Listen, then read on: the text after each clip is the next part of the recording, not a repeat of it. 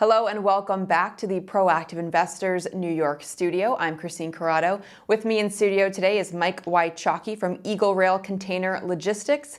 Mike, it is so great to meet you. Thanks. Glad to be here.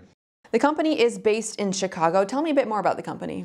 EagleRail Container Logistics is a 5-year-old company. We started by finding a market need, and it's the container evacuation process, or drayage, outside of a port and connecting a port in an intermodal yard or a rail. And we took suspended passenger monorail technology and we adapted it for containers.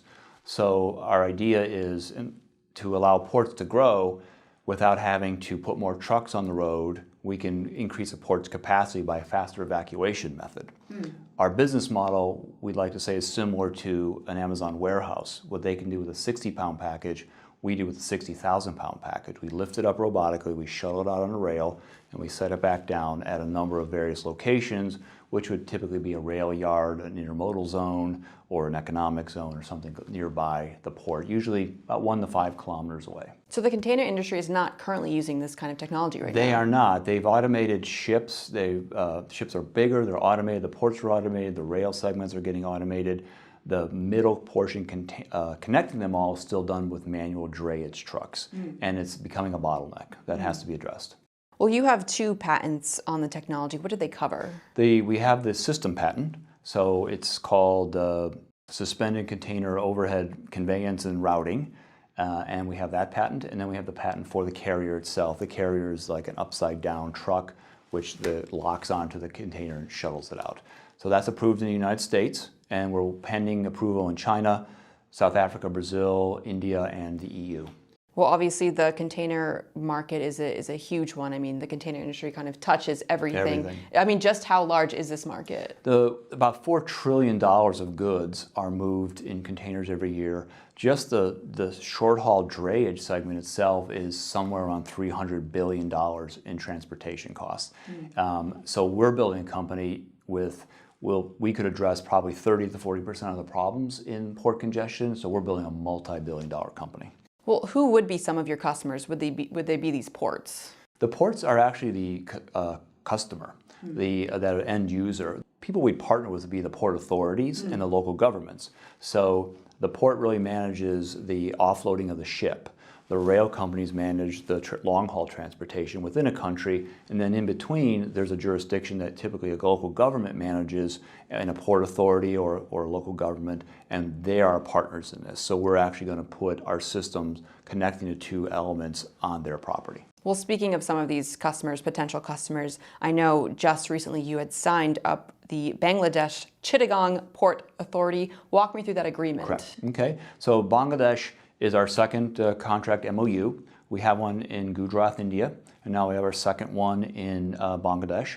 Chittagong is their largest port, and we just got a contract or an MOU agreement to do techno-economic feasibility study for Chittagong.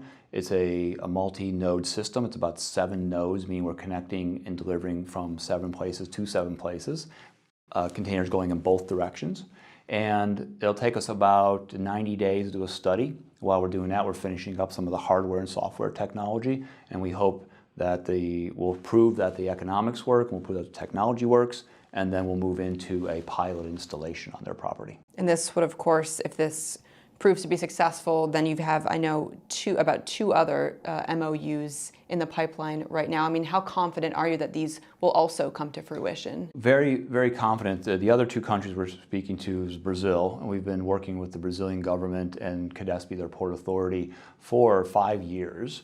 And the other one is South Africa. We've been working with Transnet in Durban and Cape Town for about 5 years. So they're sort of in a neck-and-neck race as to who will sign up next for a pilot system. We're basically in the market right now of installing pilot systems until we get a number of these built. Every government wants to see a small segment built before we build a larger segment. So in Chittagong, for instance, we're building a 1-kilometer system, but it's really the first part of a 17-kilometer network. Well, as you said at the start of the interview, companies are around 4 or 5 years old, so still early days for the company, privately held.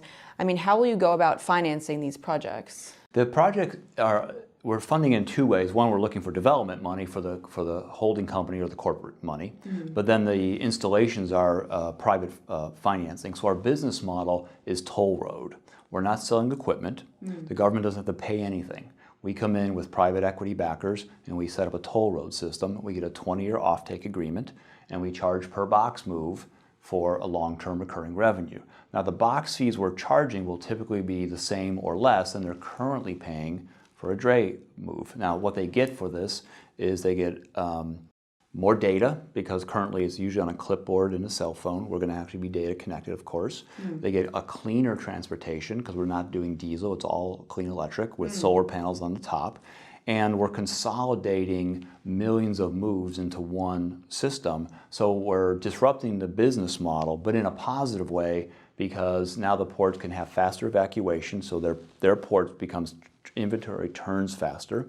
The rail gets their containers more quicker and in a more orderly fashion. The town removes trucks from the road and the pollution goes way down. It's safer, it's cleaner. It's kind of a win-win-win for everybody. Absolutely. Well, I'm definitely excited to follow the company's progress. Mike Wychocki, CEO of EagleRail Container Logistics, thank you so much. Great, thanks for being here.